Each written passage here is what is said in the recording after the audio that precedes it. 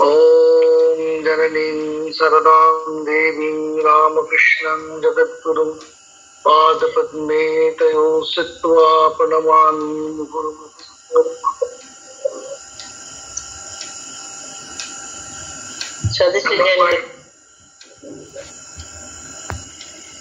আমরা মায়ের কথা নিয়ে আলোচনা করছিলাম।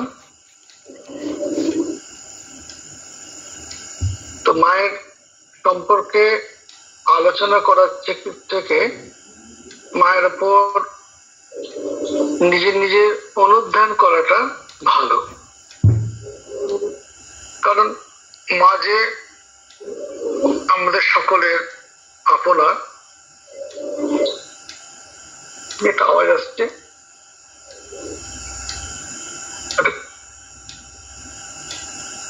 একান্ত আপনার যিনি, তার চিন্তা আমরা যদি হৃদয় নিভৃতে করতে পারি তাহলে কি হবে, তত গভীরভাবে আস্বাদন করতে পারবো। যত গভীর আস্বাদন হবে সেটা কিন্তু সকলের সঙ্গে সেটা হবে না। তাই অনুধ্যানের কথা বলা হচ্ছে। তবে আমাদের এই যে আলোচনার একটা দিক যেমন এটা একটা আছে, কারণ আমরা সকলেই মাকে ভালোবাসি। আগে যেমন বলা হচ্ছিল যে স্বামীজি বা শরৎ মহারাজ এরা কেউ মাকে উপর কিছু লিখতে সাহস পাননি। ঠাকুর স্বামীজি তো ঠাকুরের উপর লিখতে সাহস পাননি, শরৎ মহারাজ তো লিখেছেন। বাকি ঠাকুরের ত্যাগী সন্তানরা তো সব মাকে, মা যেমন নিজে অবগুণ্ঠিতের মধ্যে নিজেকে রাখতেন, তারাও মাকে অবগুণ্ঠিতের মধ্যেই রাখতে চাইতেন।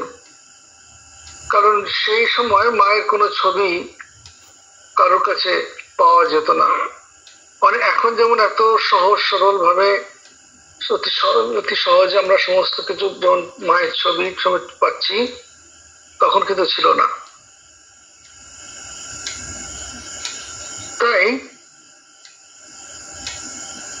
আমরা যেহেতু মাকে ভালোবাসি, কারণ আমাদের সেই সাহস নেই যেটা স্বামীজি ঠাকুরের সন্তানরা যা করতে সাহস পাচ্ছেন না, আমরা কি তাহলে অত্যন্ত দুঃসাহস রেখেছি বা আমরা কি মাকে বুঝে ফেলেছি? সেটা নয়। আগেও আলোচনা হয়েছে যে আমরা মাকে অত্যন্ত ভালোবাসি এবং মাকে ভালোবাসি বলে মায়ের কথা আলোচনা করতে ভালোবাসি। এবং মা যেহেতু ঠাকুরের কথাতে যে মা ও অত্যন্ত পবিত্র, তাই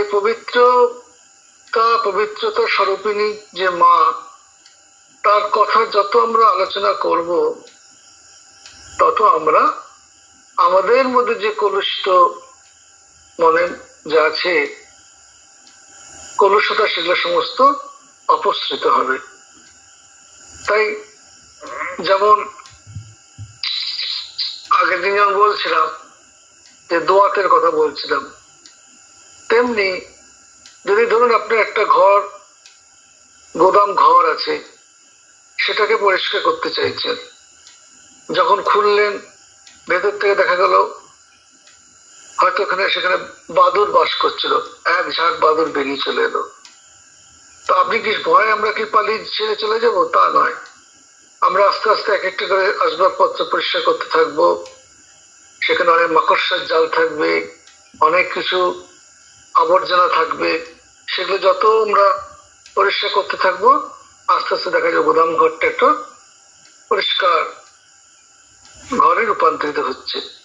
তো তেমনি আর কি, তো যত আমরা মায়ের কথা পড়বো, মায়ের কথা চিন্তা করবো, যত মায়ের কথা ভাববো, তত আমরা পবিত্র হতে থাকবো। এবং স্বামীজির মাও বলতেন নরেন জীবনে পবিত্র হতে হবে। জীবনে পবিত্রকে সবসময় বহাল রাখতে হবে, পবিত্রতা। তো সেই জন্যই আমরা মাকে যে রস ভালো লাগে স্বভাবতই সকলের সঙ্গে, আর মাকে আলোচনা করতে একটা মনে খুব তৃপ্তি হয়, আনন্দ হয়। তো সেই সবাই স্বভাবতই সকলের সঙ্গে বসে সকলের সহযোগী সেই রস আস্বাদন করতে আমাদের বেশি আনন্দ পাই, বেশি তৃপ্তই হই। সেই জন্য আমাদের এই আজকে এই আলোচনা, ওই আলোচনার প্রয়োজন আছে। আসল কথা হচ্ছে আমরা সংক্ষেপে মা এই শব্দটি বলে তাকে আহ্বান করি, কিন্তু এই শব্দটি অত্যন্ত গভীর অর্থ বহন করে। কত নিবিড় আস্বাদন এর ভেতর দিয়ে হয় তা সবসময় তলিয়ে দেখা যায় না, তবে আমাদের তলিয়ে দেখার দরকার নেই। একটি শিশু যেমন মাকে দেখেই সে আনন্দ পায়, আমরাও সেরকম মাকে দেখেই আনন্দ পাব এবং পেয়ে থাকি। সেটুকুই আমাদের কাছে কম প্রাপ্তি নয়।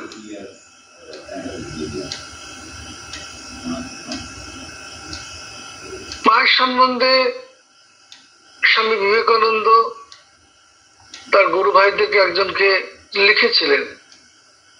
প্রথমেই স্বামীজি লিখছেন, দাদা রাগ করো না, তোমরা এখনো কেউ মাকে বুঝতে পারোনি বা এখনো কেউ মাকে বোঝনি। এখানে দেখুন স্বামীজি কথাটির আগে লিখছেন, দাদা তোমরা রাগ করো না, কারণ তোমরা এখনো কেউ মাকে বোঝনি। এই কথাটা বললেই সকলে রেগে অগ্নিশর্মা হয়ে যাবে। তাই এই কথা বলার আগেই বলে দিচ্ছেন তিনি গুরু ভাইদের যে তোমরা কেউ রাগ করো না।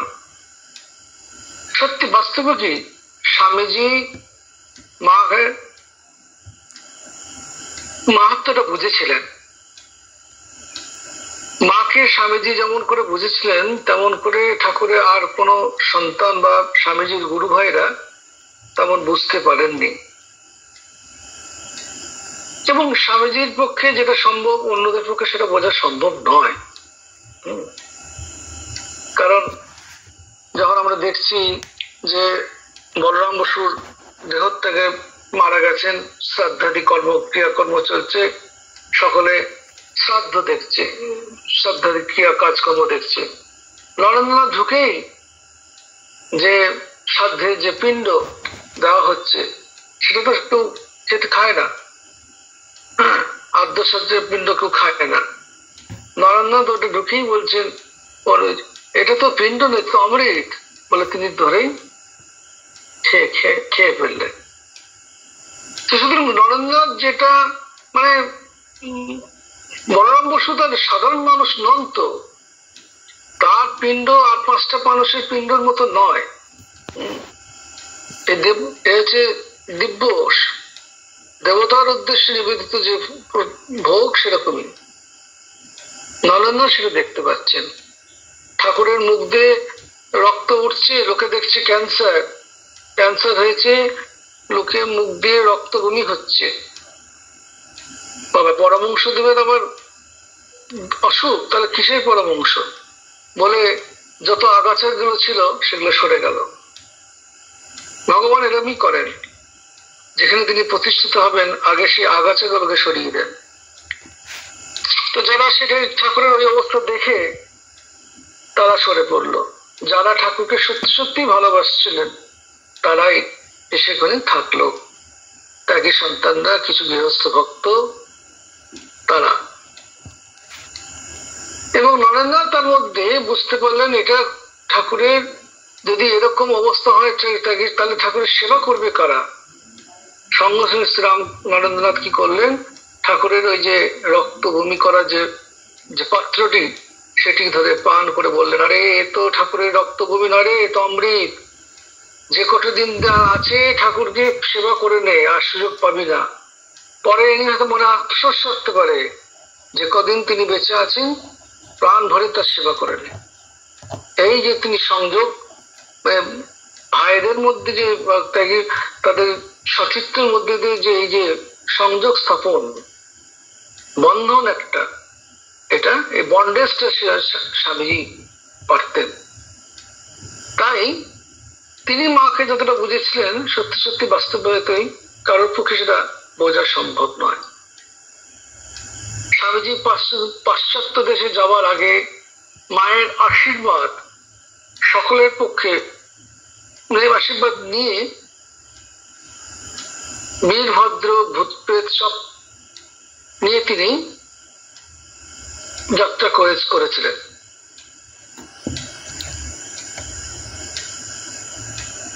তিনি একটা জায়গায় লিখছেন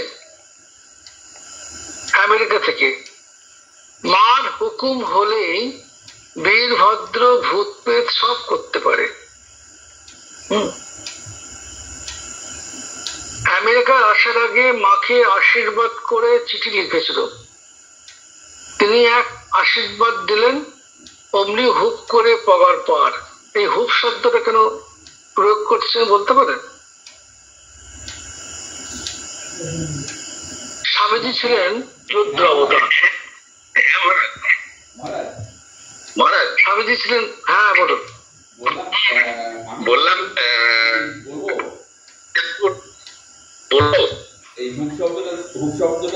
এই হুপ শব্দটা সম্বন্ধে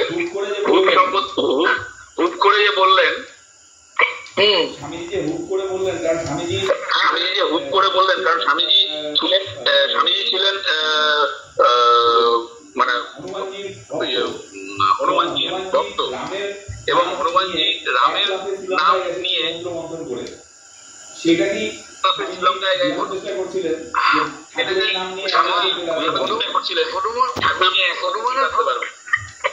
হনুমানের, ঠিক আছে আমি বলছি এবারে, হনুমানের ভক্ত ঠিক নয়, তিনি স্বয়ং হনুমানই ছিলেন। সেই যে রাম অবতারে যিনি হনুমান হয়ে এসছেন, যে রুদ্র অবতার হনুমানজি হয়ে এসছিলেন, সেই শ্রীরামকৃষ্ণ অবতারে স্বামী বিবেকানন্দ হয়ে এসছেন, নরেন্দ্রনাথ।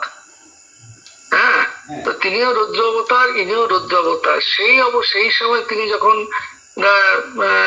লঙ্কায় যাওয়ার জন্য রামচন্দ্রকে কি করতে, সেতু বন্ধন করতে হয়েছিল, কিন্তু তিনি রামের আশীর্বাদ নিয়ে এক লম্ফতে তিনি চলে গেছিলেন শ্রীলঙ্কায় গেছিলেন, এবং দেবী সীতার সন্ধানের খবর নিয়ে এসে রামচন্দ্রকে দিয়েছিলেন।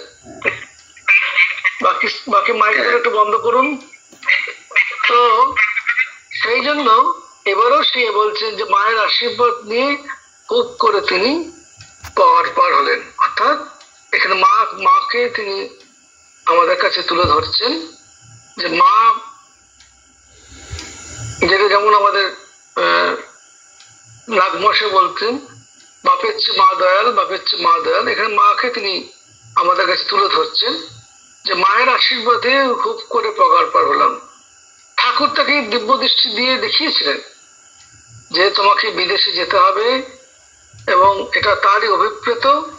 তা সত্ত্বেও স্বামীজি এখানে মায়ের কাছ আশীর্বাদ না নিয়ে যেতে চাননি।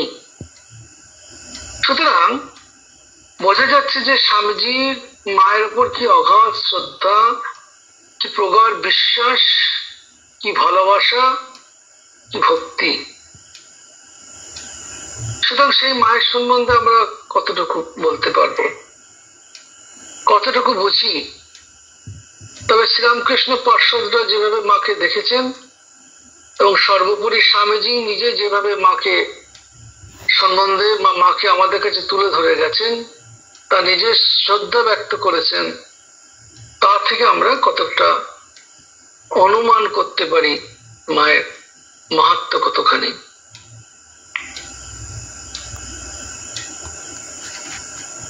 যদি মাহাত্ম্য না বুঝলেও মাধুর্য আমরা সকলেই বুঝি। যেমন ছোট শিশু মায়ের কি মাহাত্ম্য সে জানে না, বোঝে না, তা বলে সে কি মাকে কম আস্বাদন করে? তা নয়। অবোধ শিশু তার নির্বোধ মন দিয়ে সে আস্বাদন করে, তার অন্তর দিয়ে প্রাণ দিয়ে সে আস্বাদন করে। মাকে সে বুঝতে পারে না, বোঝাতে পারে না, বুঝতেও সে চায় না, ব্যাখ্যা করতে চায় না, কিন্তু তার মাধুর্য অপরের কাছে তাকে প্রকাশ করতে তার পক্ষে সম্ভব নয়। কিন্তু সে তার যা প্রয়োজন মাকে আস্বাদন করা, পরিপূর্ণভাবে সে আস্বাদন করে নেয়। তার এই ছোট্ট হৃদয়টি সেই আস্বাদনে পরিপূর্ণ থাকে। যখন তার যা প্রয়োজন হয় তখন সে দুটো হাত পা ছুড়ে কান্না ধরে। তার মা তার যেখানে থাকুক না কেন সেখান থেকে ছুটে এসে সে অবোধ সন্তানের মা তার মাতৃত্ব দিয়ে তার সমস্ত শরীর মনকে পূর্ণতা করিয়ে দেয়। সুতরাং সে পরিপূর্ণ হয়ে থাকে মাতৃ আস্বাদনে। এখানে কোন রকমই দ্বিধা উক্তি চলতে পারে না। মায়ের মাতৃত্বে এই হলো মাধুর্য আস্বাদনের একটি দিক। তাই শ্রীরামকৃষ্ণদেব ওইভাবেই তার যে সাধনা করেছিলেন, এই শিশুর এই যে ব্যাকুলতা, এইটাকে তিনি কেন্দ্র করে তিনি তার সাধনা জীবন শুরু করেছিলেন। মাকে পাচ্ছেন না বলে তিনি পাগল হয়ে যাচ্ছেন, যেমন শিশু হয়ে থাকে। মায়ের যে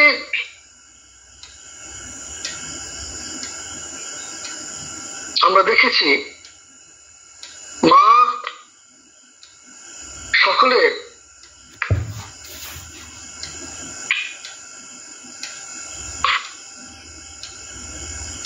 যেটা প্রয়োজন মা নিঃসংকোচে সেটা অনুভব করতে পারতেন, এবং মা ছিল অত্যন্ত ধৈর্য সহকারে অন্যদের কথা শুনতেন। এই যে অন্যদের কথা শোনা, এটা একটি বিরাট গুণ। আমাদের অনেকেরই সেই ধৈর্য থাকে না। আমরা তাকে কি করি, বস্তুত আমরা কেউ শুনতে চাই না, শুধু বলতে চাই, শোনাতে চাই। ধৈর্য সহকারে অনেকের অন্যের কথা শোনা আমাদের জীবনে অত্যন্ত গুরুত্বপূর্ণ। এই জিনিসটা আমরা মায়ের কাছ থেকে পাচ্ছি। মায়ের কাছে নিকট দূর দূরান্ত হতে বহু মানুষ আসত। তিনি প্রত্যেককে আপন জ্ঞান করে অতি আন্তরিকতার সঙ্গে মনোযোগ সহকারে তাদের কথা শুনতেন। তার এক শিষ্য সন্তান লিখছেন, ব্রহ্মতত্ত্বের কথাই বলো, সাধন ভজনের কথাই হোক, ঘর সংসারের কাজকর্মে, শরীর মনের ব্যাপারে, জীবনের সকল স্তরের দুরূহ বিষয়ে মীমাংসার জন্য বহু সংশয়ে আকুল ব্যক্তি সর্বদা মায়ের সমীপে সমাগত হতেন। মা কি করতেন? মা মায়ের মতো পরম স্নেহে সকল সন্তানকে কল্যাণের পথে অগ্রসর হওয়ার জন্য সুশিক্ষা প্রদান করতেন সদা সর্বদা। সেখানে দীন, দরিদ্র, রুগ্ন, আতুর, অনাথ যে কেউ মায়ের নিকট উপস্থিত হোক না কেন, মা সাধ্যমতো তাদের দুঃখ মোচনে যত্ন করতেন। বরাবরের জন্য সকলের অভাব অনটন দূর করা কখনই কারোর পক্ষে সম্ভব নয়, কিন্তু সাময়িকভাবে তাদের ম্লান বিষণ্ণ বদনে মা প্রসন্নতা এনে দিতেন এবং অন্তরে আশা ভরসা জাগিয়ে তুলতেন। মায়ের মুখের মিষ্টি কথা, চোখে সস্নেহ দৃষ্টি আর অন্তের সহানুভূতি সকল দুঃখের দুঃখ অন্তত এই সময়টুকুর জন্য দূরীভূত হয়ে যেত। এই জন্যই দরকার, এটা একটা আর্ট, পেশেন্স শেয়ারিং। যে ধৈর্য করে অন্যের কথা শোনা।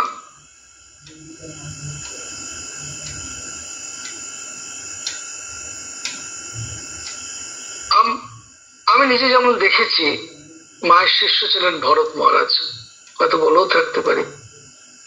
তার কাছে অগণিত মানুষজন আসতেন, বিভিন্ন স্ট্যাটাসের মানুষরা আসতেন, সমাজে এলিট সম্প্রদায় থেকেও আসতেন, সাধারণ ইয়ে থেকেও আসতেন। ভরত মহারাজের শেষের দিকে তখন উনি শুয়ে থাকতেন, আর ওনার একটি সেবক ছিলেন মন্টু বাবু। সকলেই এসে ভরত মহারাজের কাছে তাদের মনের সংসারের সমস্যা কথা বলছেন। ভরত মহারাজ চুপটি করে সব শুনছেন, কখনো বিরক্তি প্রকাশ করছেন না। তারা অনর্গল বলে যাচ্ছে। সব যখন বলা তাদের শেষ হলো, মহারাজ শুধু ওরা যখন বলে যেত, শুধু মহারাজ একটাই শুধু দিতেন, এই হু দিয়ে তিনি তাদের বক্তব্যটাকে যেন সমর্থন করছেন বা শুনছেন। এবং তারাও জানতেন এই মায়ের সন্তানের কাছে আমরা যখন যা বলছি, তার হু মানে হচ্ছে তাদের যে মনোকষ্ট, তিনি সেটি মায়ের চরণে তাদের কথাগুলিকে মহারাজের এই হুয়ের মাধ্যম দিয়ে যেন প্রেরিত হচ্ছে, এবং এটার অবশ্যই এর সমাধান পাব। এবং তারা সেই সমাধান পেতেন, মনে তৃপ্তি লাভ করতেন। তাই তারা বারবার ছুটে আসতেন মহারাজের কাছে মনের শান্তি পাওয়ার জন্য। আর তো তিনি তো সেই ওইরকম মহারাজ হু বলতেন, আর হয়ে গেলে বলতেন, মন্টু একে একটু পায়েস দাও, অর্থাৎ মায়ের প্রসাদ দাও, ঠাকুরের প্রসাদ দাও, যাই হোক ঠাকুরের। তো এই যে পেশেন্স হিয়ারিংটা খুব দরকার, যেটা মা করতেন। কিন্তু আমরা কিছু বোঝানো আগে নিজের কি আছে সেটা কি জাহির করতে চাই। এবার একটি ঘটনা, ইতালির কথা, 70 দশকের কথা। ইতালি থেকে একদল কৃষি বিষয়ে ওয়েল ট্রেনার আর কি জাম্বিয়াতে গেছেন সেখানকার কৃষিদেরকে প্রশিক্ষণ দেওয়ার জন্য। কারণ তারা শুনেছেন জাম্বিয়ায় জমি অত্যন্ত উর্বর, কিন্তু সেখানে কোনো ভালো চাষবাস হচ্ছে না, দুর্ভিক্ষ চলছে, খরা চলছে।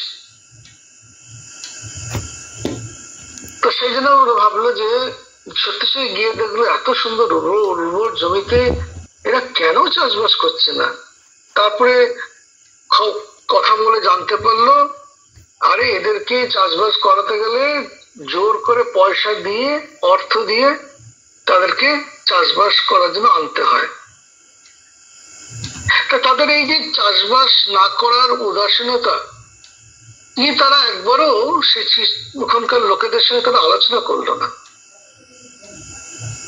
তাই যে তারা কেন করছে না, কি কারণ তাদের, এই যে তাদের সঙ্গে কথা বলে তাদের শোনা, এইটা ওরা হয়তো ভালো প্রশিক্ষণ হতে পারে, তারা ভালো ট্রেনার হতে পারে, কিন্তু তাদের মধ্যে এই বোধটা ছিল না যে তাদেরকে কেন তারা করছে না, এটা তাদের জিজ্ঞাসা করি। তারা ভাবলো যে ঠিক আছে, আমরা ভালো ফসল তৈরি করে ওদের দেখাই, তখন তারা সেই দিকে আকর্ষণ হয়ে তারা নিজেরাই আসবে আমাদের কাছে শিক্ষা নিতে। এই বলে তারা সেখানে একটা অংশ জমিকে নিয়ে তারা ভালো করে তৈরি করে সেখানে টমেটো গাছের বীজ বপন করলো, এবং অচিরে কিছুদিনের মধ্যে খুব সুন্দর গাছ হলো এবং প্রচুর ফল হলো, প্রচুর ফলন। যখন সেগুলো বেশ পুষ্ট হয়েছে, এরাও দেখছে বেশ দারুণ, যারা কাজ করতো না তারাও দেখছে বেশ পুষ্ট হয়েছে। ইতিমধ্যে একদিন রাত্রিবেলায় একদল জলহস্তি, সদয় জলহস্তি, ওই গাছ শুদ্ধ টমেটো খেয়ে সাবার করে চলে গেল। এদের তো মাথায় হাত, হতবাক হয়ে আছে যে এটা কি হলো। তাদের এই হতবাকে দেখে স্থানীয় লোকরা বলছে, এই জন্যই তো আমরা চাষবাস করি না, বা আমাদের কোনো চাষবাস নেই। তোমরা তো আগে আমাদেরকে জিজ্ঞাসা করনি, তোমরা আমাদের আগে এই কথাটা বলনি। যদি জিজ্ঞাসা করতে তখন আমরা বলে দিতাম যে কেন আমরা করি না। আপনাদের তো কখনো জিজ্ঞাসা করেননি। তো সেই জন্যই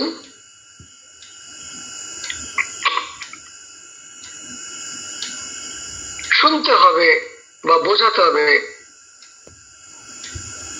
তাদের কথা শুনতে হবে। এটাই বারবার আমরা মায়ের জীবন থেকে পাচ্ছি। আবার নিজেরটাকেও চাপিয়ে দেওয়াটা একটা প্রবণতা থাকে। নিজেরটাকে দেখুন, মায়ের জীবনে দেখবেন মা কখনো কিন্তু কোনো জিনিস চাপাচ্ছেন না। আমরা সেটাই যাচ্ছি যে একজন দোকানি কাছে এক ব্যক্তি গেছেন চশমার জন্য। তার দোকানি তাকে একটা চশমা দিয়ে বলছেন, এটা আপনি পড়ুন, এটা আমি ব্যবহার করেছি, আমি অত্যন্ত এতে খুব ভালো ফল পেয়েছি, এটা খুব ভালো ফল দিয়েছে এই চশমাটা, সুতরাং এটা আপনি নিয়ে যান। আমার আর একটা অতিরিক্ত চশমা আছে, সুতরাং ওটা আপনি ব্যবহার করুন। কিন্তু দোকানি এই যে নিজেরটাকে বারবার তার ঘরে চাপিয়ে দিচ্ছেন যে আমি চশমাটা ব্যবহার করেছি, ভালো ফল পেয়েছি। আরে ভাই, যে তোমার যে চশমাটা তোমার ফল দিয়েছে সেটা তার থেকে নাও দিতে পারে, এর পাওয়ারটা হয়তো তোমার তার চেয়ে ওর বেশি হতে পারে, কম হতে পারে। তা কি করে সে বিনা চিকিৎসা পরীক্ষা করে তাকে ওই চশমা দিয়ে দিচ্ছে? তো দোকানের কথা মতো সেই ব্যক্তি চশমা পড়লো, কিন্তু কিছুই স্পষ্ট দেখতে পেল না। দোকানে এই কথা মানতে নারাজ। এটা কি করে সম্ভব? আমি এত কাল ধরে এই চশমাটা ব্যবহার করছি, কত সুন্দর আমি দেখতে পেয়েছি, সুতরাং তার বিশ্বাস অন্যরাও পাবে। আমরা অন্যদের সাথে ব্যবহার ক্ষেত্রে এভাবে নিজেদের মতকে চাপিয়ে বিষয়টাকে জটিল করি এবং সমস্ত জীবনে তার নেতিবাচক প্রভাব দেখতে পাই। শ্রীরামকৃষ্ণদেব বলতেন, নিজের বিশ্বাসে দৃঢ়তা থাকা ভালো, কিন্তু কখনো মনে করতে নেই ইয়া ছাড়া বাকি সব ভ্রান্ত বা চিটা ঠাকুর বলতেন মতুয়ার বুদ্ধি। আমার ধর্মপত্রে ঠিক, বাকিদের ধর্মপত্র বেঠিক, এতে কি হয় না, একটা ভ্রান্তি সৃষ্টি হয়। এ থেকে কি হয়, লাঠালাঠি, ঝগড়াঝাটি, যেটা এক ধর্মের সময় এক ধর্মে যে ঝগড়া হয়। নিজের ধর্মে তুমি প্রতিষ্ঠিত থাকো, অন্যের ধর্মে যেটা ভালো আছে সেটা নিয়ে তুমি আরো পুষ্ট হও। তবে অন্যের ধর্ম পদ্ধতি দিয়ে তুমি নিরাকার মানো তো ঠিক আছে, কিন্তু সাকারও দিয়েও সেই স্থানে পৌঁছে দিয়ে যায়। আবার নিরাকার সাকার দুটোকেই ত্যাগ করে আরো কত কি আছে ঠাকুর বলছে।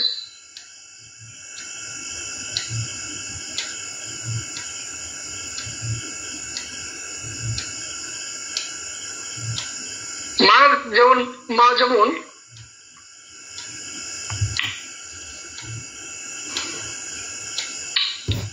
একবার এক মায়ের জীবনে উদাহরণ আর কি, একজন মাঝি বউ ছিলেন, সে অনেকদিন ধরে আসছেন না। তারপরে একদিন উপস্থিত হয়েছে, মা তাকে জিজ্ঞেস করছে, কি গো মাঝি বউ, তোমাকে অনেকদিন দেখিনি যে। মাঝি বউ তার দুঃখের কথা বলতে শুরু করেছেন, মা মন দিয়ে শুনছেন। মা মা দাঁড়িয়ে দাঁড়িয়ে খুঁটি ধরে শুনছেন। বুঝলে মা, আমার একটা সমস্ত মানে একটা পূর্ণাঙ্গ মোটামুটি 16, 18, 20 বছরের একটা ছেলে ছিল, সে বাবুদের মুখে বই আনতো, তাতে আমাদের সংসারটা চলতো। জয়রামবাটিতে খুবই তো ম্যালেরিয়া প্রকোপ ছিল, কি কারণে সেটা বলা যায় জানা যায়নি, তবে ছেলেটিকে তিনি হারান। তাই নিজের এখন গাছাচ্ছুদন জোগাড় করতে তাকে এসে এখন কাজকর্ম করতে হয়, তাই সে অনেকদিন আসতে পারেনি। যে মুহূর্তে সে মাকে কথাগুলো বলছে, মা ওর যে দুঃখটা মা অন্তরে অনুভব করছেন, যেন মায়ের কোখ থেকে, মায়ের কোখের সন্তান বা মায়ের নিজের সন্তান অচিরে প্রাণ ত্যাগ করেছে। এই দুঃখটা মা ওর নিজে বেশি অনুভব করছেন। কার মাইকটা খোলা আছে? অফ করুন। তো এমন দুঃখটা মা অনুভব করছেন যে মা ওই খুঁটি ধরে চিৎকার করে উঠলেন, বলো কি গো মাঝি বউ, বলে যে তোমার সন্তানটি মারা গেছে।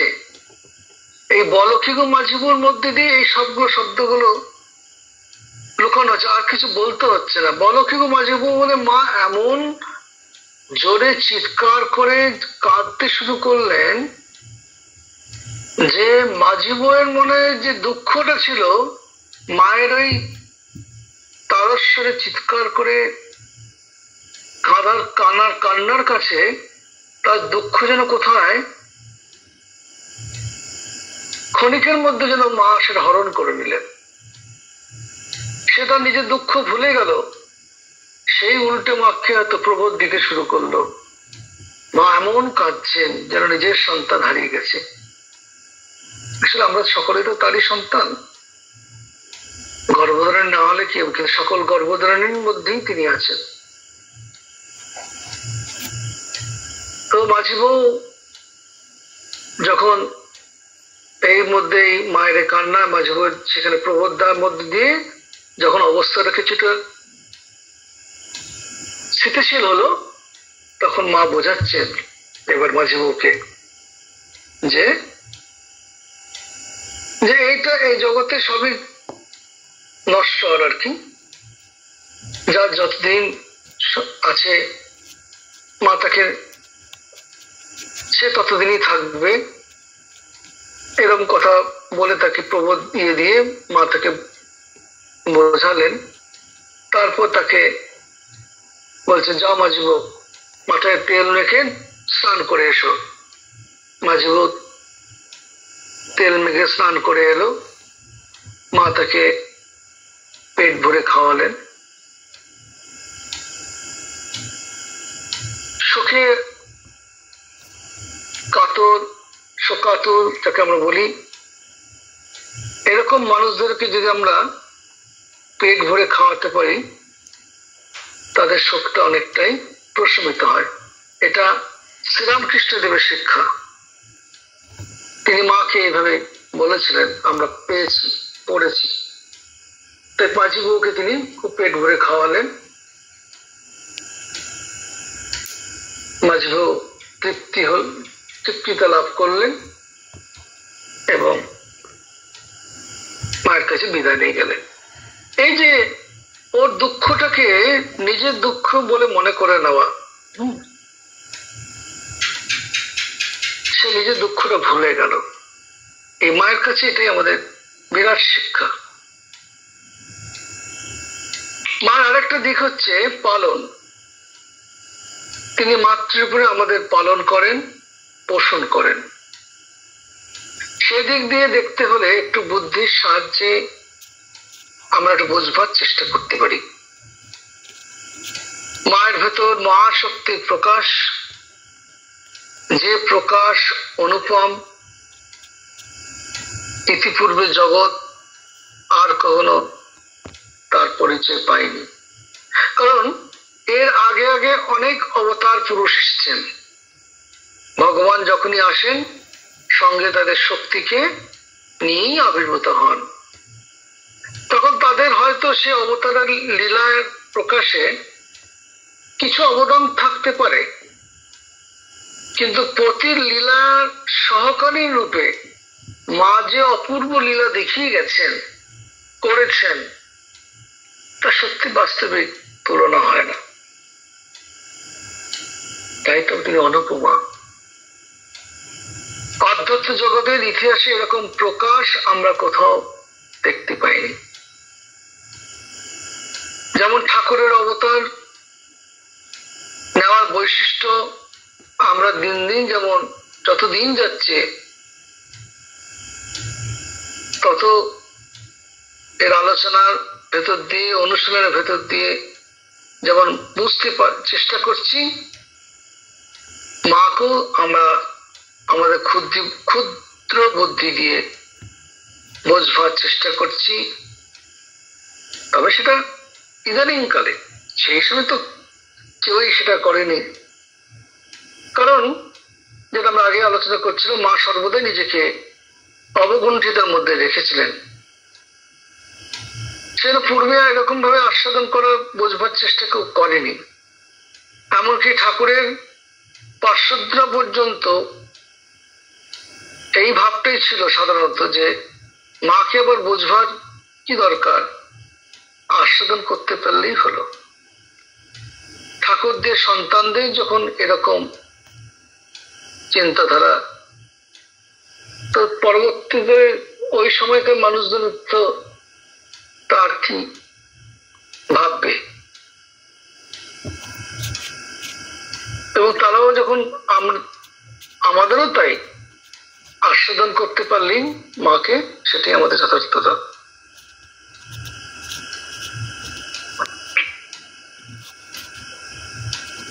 প্রতিসঙ্গে আমার এক জায়গায় বলছেন যে আমাদের বাল্যকালে, কারণ মহারাজ তো বোধ হয় 1902 সালে জন্মগ্রহণ করেছিলেন, তো উনি বলেছিলেন, আমি কিন্তু স্বামীজিকে দেখিনি, বা বাবার কোলেচরে যদি দেখেও থাকেন, কিন্তু বলেছিলেন এটা যে স্বামীজি সেই সময় যে বাতাবরণে জীবিত ছিলেন, আমি সেই একই বাতাবরণেতে অক্সিজেন গ্রহণ করেছি। অর্থাৎ তিনি আমাদের এই ধরাধামে অবস্থান করছেন, সেই অবস্থায় আমার জন্ম হয়েছে, অর্থাৎ আমিও সে একই অক্সিজেন নিয়েছি যিনি যেটা নিয়েছেন।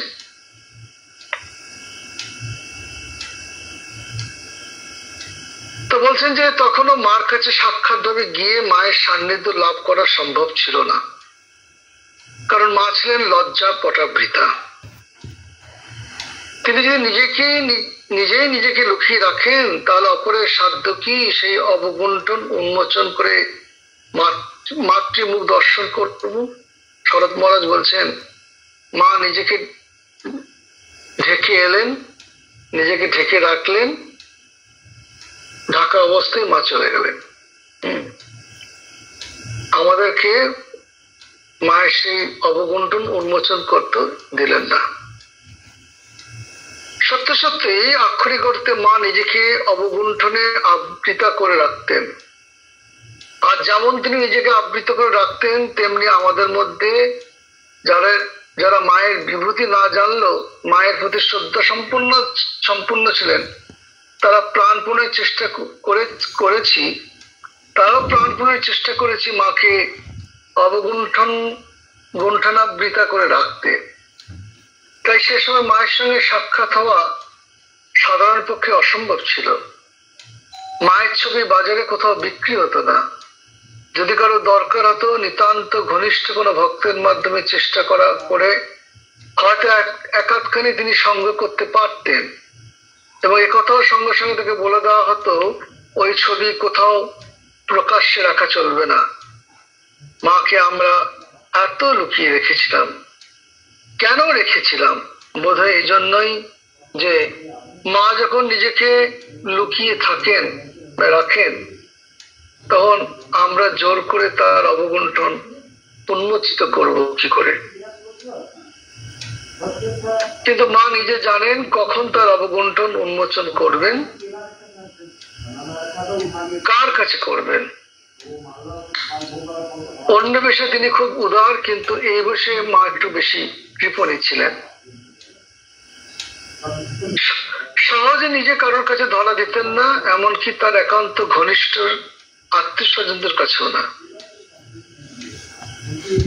মায়ের স্বরূপ অনেকে বুঝে ফেলার চেষ্টা করেছে, মা সেখানে তাদেরকে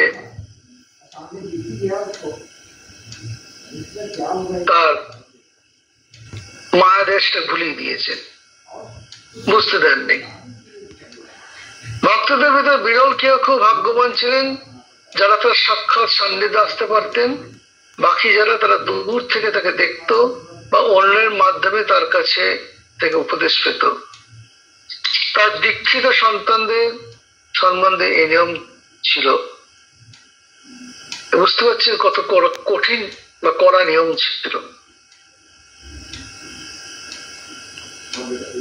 তার ক্রমশ মায়ের সাম্রাজ্য চারিদিকে ছড়িয়ে পড়ছে।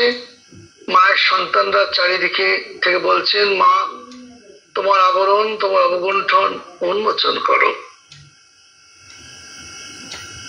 উপনিষদে একটা আছে, হিরণ্ময়েন পাত্রেণ সত্যসাপিহিতং মুখম তত্ত্বং পুরুষন্ন পাবৃণু সত্য ধর্মায় অধিষ্ঠায়ে।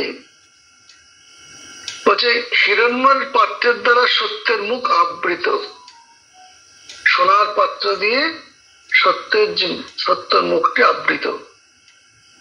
হে জগতের যিনি পালন কর্তা, পোষণকারী, তুমি সেই আবরণকে অপসারণ করো, অপসারিত করো, যাতে যথাভূত ধর্মের অনুষ্ঠানটা আমি তোমাকে দর্শন করতে পারি।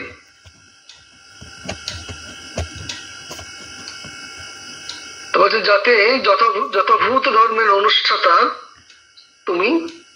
আমি যেন তোমাকে দর্শন করতে পারি। তোমার এই সোনার পাত্রটিকে অপসৃত করো। বোধহয় জগতের বহু লোকের আর্ত হৃদয়ে এরকম ব্যাকুলতা দেখে আমরা দেখতে পাচ্ছি মা ধীরে ধীরে আবরণ উন্মোচিত করছেন বা করেছেন। ধীরে ধীরে আমরা তার পরিচয় পাচ্ছি। একবার স্বামী শারদানন্দজি কাশীধামে গিয়ে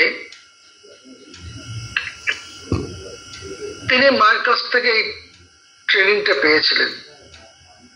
স্পেশাল হিয়ারিং, অন্যের কথা শোনা, যার যার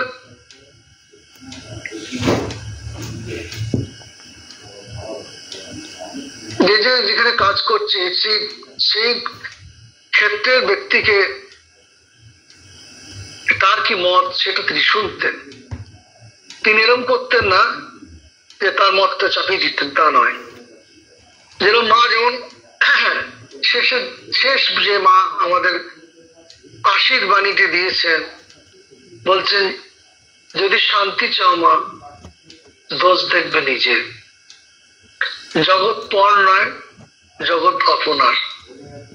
এখানে দেখুন মা বলছেন, দোষ কারো দেখো না, তাহলে শান্তি পাবে। মা পরিষ্কার বলেন, যদি তুমি শান্তি চাও, কারণ তোমার বোধ বুদ্ধি আছে, তোমার বিচার বুদ্ধি আছে, এবার তুমি কি করবে সে তোমার ব্যাপার। যদি তুমি শান্তি চাও তাহলে দোষ দেখবে নিজের। আর যদি দোষ দেখতে চাও তাহলে বাই প্রোডাক্ট হিসেবে যে অশান্তি, সেটাও তোমাকে নিতে হবে। তুমি ভালোটা নেবো, মন্দটা নেবো না। স্বামীজি বলছেন, আমি ভালো নেবো, মন্দ নেবো না, মন্দটা নেবো না, এরকম মূর্খ আমি নই। তেমনি যদি তুমি করতে থাকো তাহলে তোমাকে দুটোই নিতে হবে। তাই না যে নিজের মনের সাম্য অবস্থাকে স্থিতিশীল রাখতে গেলে বা সেটাকে ধরে রাখতে গেলে বেটার হচ্ছে নিজের দোষ দেখে ফেলো। মা বলতে দিয়েছে যদি তুমি, আমরা জানি সনাতন স্বামীর কথা, তিনি অত্যন্ত বড় পণ্ডিত ছিলেন। তর্কশাস্ত্রে তাকে পরাজিত করা অত্যন্ত কঠিন ছিল। যে কেউ আসত তার কাছ থেকে তাকে জয় করে চলে যাওয়া অত্যন্ত কঠিন ছিল।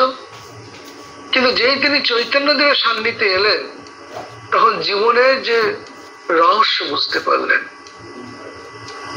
যেমন চৈতন্যদেব বুঝতে পেরেছিলেন, ইনিও সে বুঝলেন। এই মিছে তর্ক নিয়ে কচকচনি করা, তাতে জয়লাভ করা, নিজের মনে আনন্দ লাভ, এগুলো সব মিথ্যে। ভগবানকে জানার নামটাই হচ্ছে প্রকৃত মনুষ্য জীবনের উদ্দেশ্য। এবং তাই যখন তিনি এই আস্বাদন পেয়েছেন চৈতন্যদেবের কাছ থেকে, তখন তার কাছে শুনেছেন যে সনাতন একজন বড় তার্কিকবাদ আছেন, তাকে একজন তর্কে লিপ্ত হওয়ার জন্য তাকে আহ্বান জানাচ্ছেন। সনাতন তার আগেই একটি কাগজে লিখে দিচ্ছেন তিনি পরাজিত বলে তাকে দিয়ে দিচ্ছেন। সে সেটা নিয়ে সেই কাগজটা নিয়ে সে আনন্দ করতে করতে চলে গেল যে সে ওনাকে হারিয়েছেন। আসলে কি হারাতে পারলেন? তা নয়, ইনি তার আগেই ছেড়ে দিলেন। তা এটাই হচ্ছে যে যদি তুমি শান্তি চাও, মা বলছে, দোষ দেখবে নিজের। আর জগতের মানুষজন অন্যর কেউ নয়, তাহলে তোমার। অর্থাৎ আমি সকলের মধ্যে, সকল আমার মধ্যে। এটা ভাবাটা অত সোজা নয়, অত্যন্ত কঠিন, কিন্তু এটাই সাধনা। এই সমাজে চলতে গেলে আমরা হয়তো ভালো হওয়ার চেষ্টা করছি, ভালো কাজ করছি, ভালো তাদের নির্দেশ মতো পথে চলছি, কিন্তু মানুষজন সেটার অন্য মূল্য, অন্য তার রহস্য বার করছে এবং সেটা নিয়ে একের অপরকে কষ্ট দিচ্ছে, মিথ্যা অপবাদ দিচ্ছে।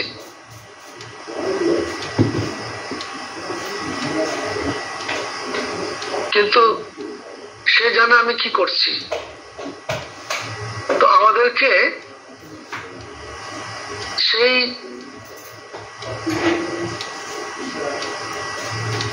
তাৎক্ষণিক বা সেই সময়টুকুর মধ্যে আমাদের মনের অবস্থা কিছুটা বিষণ্ণ হতে পারে, কিন্তু আমি কি করছিলাম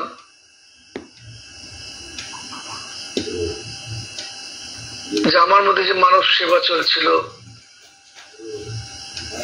সেটা থেকে আমি পিছপা হব না।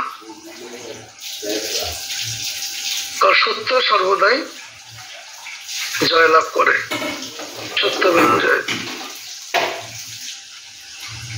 তো সেই জন্যই তাদের নির্দিষ্ট পথে আমাদের চলতে হবে এবং সেটাকে বুঝলো না বুঝলো দেখার দরকার নেই।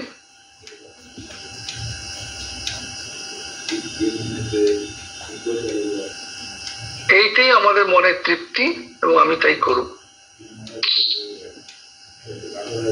তাই আমরা শারদানন্দজি মহারাজকে দেখছি কাশীধামে যখন তিনি গেছেন, সেবাশ্রমের কর্মীদেরকে বলছেন যে পূর্বে কাশীধামে আসছে হাসপাতালে এত কাজ ছিল না, দিনে দিনে কার্য বাড়ছে, সুতরাং একজনের উপরে নির্ভর করে থাকলে এত বড় কাজ চালানো অসম্ভব। উচিত নয়, উচিত নয়। সুতরাং আমি তোমাদের নিকট নতুন কর্মপদ্ধতি জন্য মতামত জানতে চাই। মহারাজ কোনো মত তৈরি করে নিয়ে এসে বলে দিলেন তা নয়, তাদের মতামত জানতে চাইছেন। অনেকেই ভার্বালি মহারাজকে বললেন, কেউ কেউ লিখিত পয়েন্ট করে দিলেন। মহারাজ ধৈর্য সহকারে সব দেখলেন, শুনলেন। কোনো কথাতেই তিনি কারোর প্রতি আস্থা হারালেন না। একদিন একজন শরৎ মহারাজ একটি নতুন ব্যবস্থাপনাকে সমর্থন না করে প্রচলিত যে ব্যবস্থা ছিল তার সাপেক্ষে সে যুক্তি দেখালো, তাকে বললেন। মহারাজ তাকেও বলো, তুমি বললেন নাকি যে তুমি কি কুপমণ্ডক হয়ে আছো, নতুন একটা ধারা দেওয়ার চেষ্টা করছি, তুমি সেটা নিতে চাইছো না। মহারাজ তারও কথা সঙ্গে সন্তুষ্ট চিত্তে শুনলেন। বৃন্দাবন তো অসন্তুষ্ট হলেন না। বস্তুত অপরের মতামত শুনে তাহাকে মান্যতা দিয়ে যথাযথ ব্যবস্থা নেওয়ার মধ্যেই এতে কি হয়, প্রতিষ্ঠানের কল্যাণ হয়। একটা প্রতিষ্ঠানের কল্যাণ হতে গেলে যারা প্রাতিষ্ঠানিকভাবে যারা দায়িত্বে আছেন তাদেরকে অন্যান্য যারা আছে, জুনিয়র হোক বা যে যারা আসছেন নিত্য